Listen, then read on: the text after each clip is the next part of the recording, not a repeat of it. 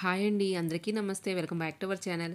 ఈరోజు వీడియోలో home made Kurkure recipe చూపించబోతున్నాను. మైదా యూజ్ చేయకుండా ఓన్లీ రైస్ ఫ్లోర్తోనే చాలా ఈజీగా ఈ రెసిపీ తయారు చేసుకోవచ్చు. మీరు ఒకసారి చేసి పెట్టుకుంటే 1 వీక్ టు 10 డేస్ వరకు నిల్వ చేసుకోవచ్చు. ఇంకా ఆలస్యం చేయకుండా ఈ రెసిపీ ఎలా తయారు చేసుకోవాలో చూసేద్దాం. ముందుగా ఈ రెసిపీ తయారు చేసుకోవడం కోసం స్టవ్ మీద ఒక మందపాటి కడాయి పెట్టుకొని దానిలో 1.5 కప్పు వాటర్ పోసుకోవాలి. ఇప్పుడు వాటర్లో రుచికి సరిపడినంత ఉప్పు వేసుకోవాలి. అలాగే మనం చేసుకున్న స్నాక్స్ గుల్లగా క్రిస్పీగా రావడం కోసం ఒక టేబుల్ స్పూన్ నెయ్యి కూడా వేసుకోవాలి. నెక్స్ట్ దీనిలో మంచి ఫ్లేవర్ కోసం ఒక టీ స్పూను వాము, అలాగే ఒక అర టీ స్పూన్ పెప్పరు, ఒక అర టీ స్పూను చిల్లీ పౌడర్ వేసుకోవాలి. మీరు తినే స్పైసీనెస్ బట్టి చిల్లీ పౌడర్ వేసుకోండి. ఇవన్నీ ఒకసారి బాగా మిక్స్ చేసుకున్న తర్వాత వాటర్ని బాగా బాయిల్ చేసుకోవాలి. ఇలా వాటర్ బాగా బాయిల్ అయిన తర్వాత మంటని లో ఫ్లేమ్ మీద టర్న్ చేసుకొని ఒక కప్పు పొడి వేయి పిండిని వాటర్లో వేసుకోవాలి.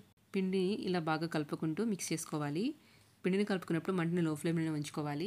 ఉండలు లేకుండా దీన్ని బాగా ఇలా మిక్స్ చేసుకొని స్టవ్ ఆఫ్ చేసుకొని మూత పెట్టి ఒక 10 మినిట్స్ పక్కన పెట్టుకోవాలి. ఒక 10 to 15 మినిట్స్ తర్వాత చేత్తో పట్టుకోగలిగే వేడి ఉన్నప్పుడు పిండిని ఒకసారి చేత్తో బాగా మిక్స్ చేసుకొని ఇలా చపాతీ ముద్దలకు కలుపుకొని పక్కన పెట్టుకోవాలి.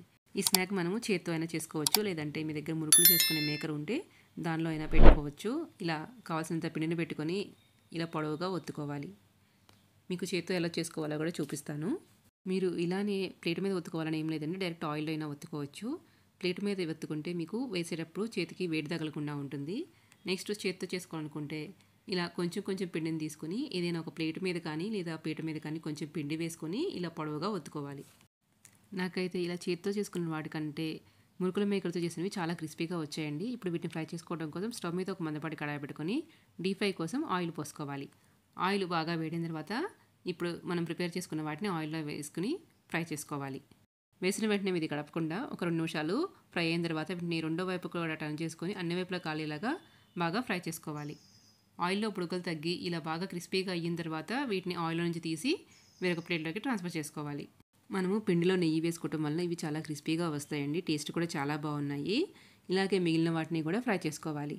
ఇలా చేత్తో చేసుకున్నవైతే నాకు ఒక 1 అవర్ తర్వాత కొంచెం మెత్తగా అయినాయండి. కానీ మురుకుల మేకర్తో చేసుకున్నవైతే క్రిస్పీగానే ఉన్నాయి 2 డేస్ అయినా కానీ. మీరు వీటిని డైరెక్ట్గా అయినా తినచ్చు, లేదా ఇంకొంచెం స్పైసీగా కావాలనుకుంటే ఒక బౌల్లోకి ఒక half teaspoon sugar powder వేసుకోవాలి. అలాగే ఒక పావు టీ స్పూన్ బ్లాక్ సాల్ట్, ఒక అర టీ స్పూన్ కారము, అలాగే ఒక పావు టీ స్పూన్ చాట్ మసాలా వేసుకొని ఒకసారి బాగా మిక్స్ చేసుకోవాలి. ఇలా మిక్స్ చేసుకున్న తర్వాత ఇప్పుడు వీటిని మురుకుల మీద చల్లుకోవాలి.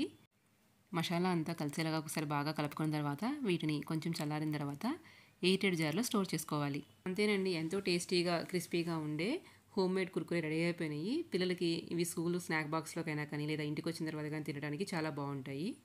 ఒకసారి మీరు కూడా తప్పకుండా ట్రై చేయండి. అలాగే మీకు ఈ వీడియో నచ్చినట్టయితే లైక్ చేయండి. ఇలాంటి రెసిపీ అప్డేట్స్ నోటిఫికేషన్ రావాలంటే మన ఛానల్ని సబ్స్క్రైబ్ చేసుకోండి. మీ ఫ్రెండ్స్కి కూడా షేర్ చేయండి. Thank you for watching.